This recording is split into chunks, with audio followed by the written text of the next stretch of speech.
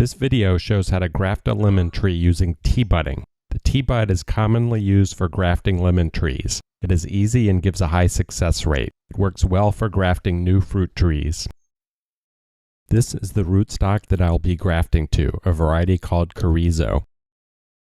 The fruit that I will be grafting is a delicious lemon hybrid called Lemonade. It is not as sour as a traditional lemon. It can be peeled and eaten like an orange and has a similar balance between sweet and sour.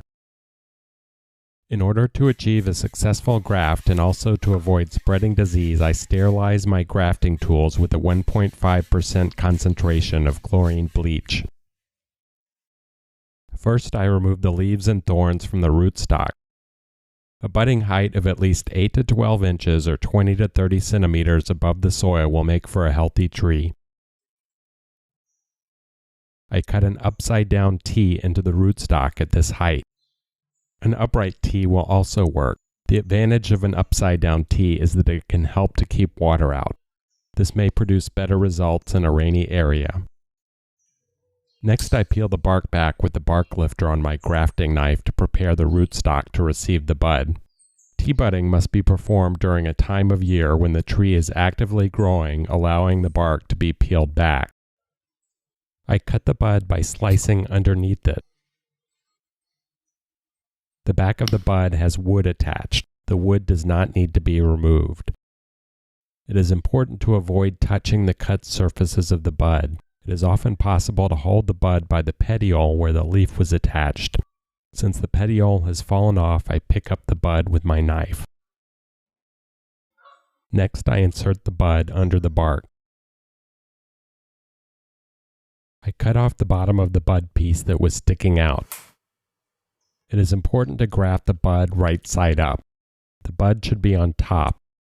The scar where the leaf was attached is on the bottom. This is a thorn. Next, I wrap the bud tightly with vinyl tape, starting below the bud and wrapping up.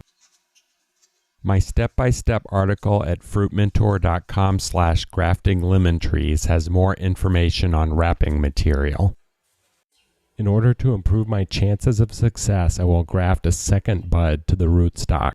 This way I will succeed even if one of the bud grafts fails.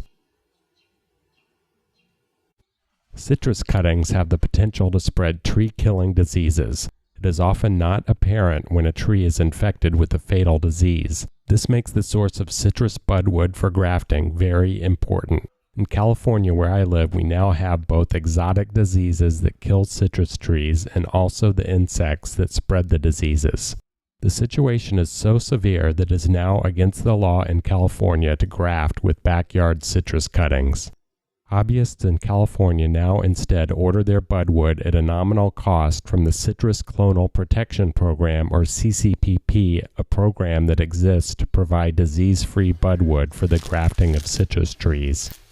I've made a video that shows how to set up an account and order citrus budwood. You can click here or visit the link below. The CCPP will ship budwood anywhere in the world where the local laws allow it. Many citrus growing regions where it is not allowed have their own disease-free citrus budwood programs. Information on other programs is included in the ordering video. After the grafts are finished, I move the tree to a shady area for a 3-week healing period. After the healing period, I unwrap the grafts. Both buds are still green, an indication of success. I would normally perform the next step with the tree in the container, but my family likes lemonade fruit so much that I decided to plant the tree in the ground first. Citrus trees do much better in the ground than in containers, so this will give the tree a better start. I create a watering basin whenever I plant a citrus tree. Lemonade is my daughter's favorite citrus fruit, and she is excited to help.